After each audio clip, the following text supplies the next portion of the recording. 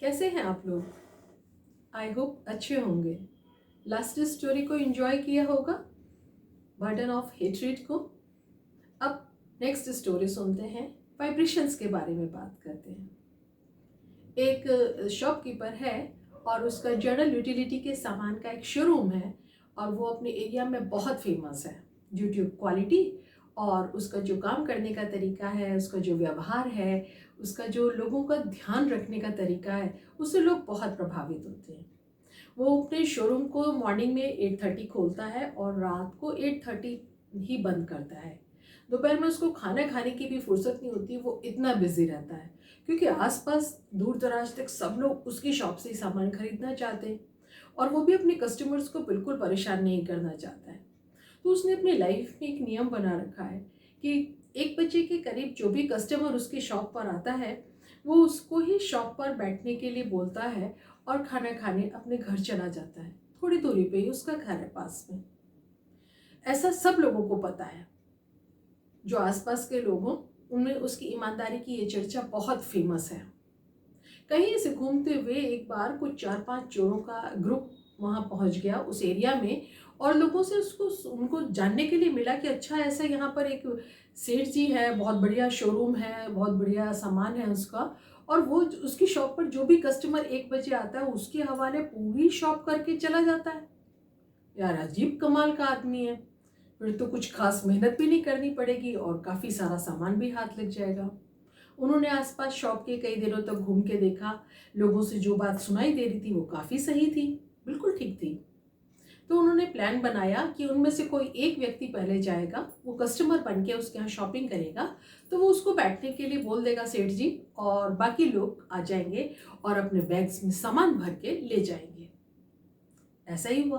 कुछ दिन बाद उनमें से एक चोर उनकी शॉप पर शॉपिंग करने के लिए ठीक 1 बजे पहुंच गया।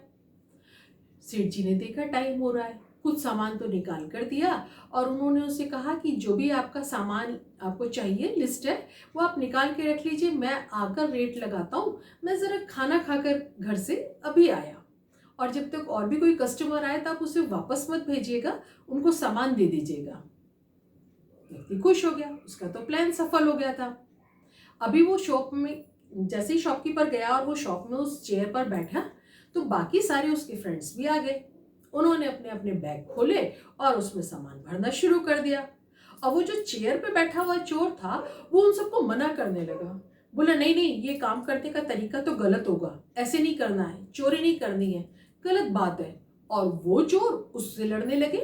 अरे तू बेवकूफ हो गया, हमारा तो यही काम है, हमने तो यही प्लान बनाया था, हमें तो करना ही करना है। ऐसी तू मैं उनकी शुरू हो गई। तो आसपास से जो लोग गुजर रहे थे उन्होंने ध्यान दिया सेठ जी की शॉप पे कुछ गड़बड़ है।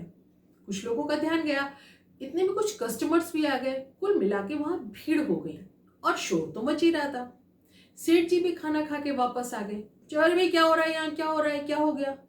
तो जो ईमानदार बन गया था व्यक्ति, चोर था, उसने सारी बात वो सेठ जी को बता दी।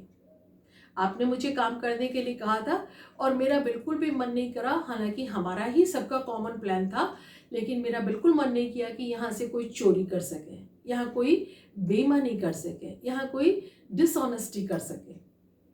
सेठ जी को सारा माजरा समझ आ गया। पुलिस को बुलाया गया, कंप्लेंट हुई, वो तीनों चोरों को पकड़ के पुलिस ले गई और वो जो ईमानदार बन गया था वो व्यक्ति सेठ जी को सबसे ज्यादा काबिल नजर आया क्योंकि वो अब एजेड हो चुके थे। उन्होंने अपनी शॉप की कीज उस चोर को सौंप दी कि अब इस ये शॉप को देखा करेगा और मैं आराम से बैठकर काम करूंगा। ये तो था ईमानदारी की, ऑनेस्टी की वाइब्रेशन का कमाल। वाइब्रेशंस हर तरह की काम करती हैं, तभी तो कहते हैं नेगेटिविटी से बचना चाहिए, पॉजिटिविटी को इंक्रीज करना चाहिए।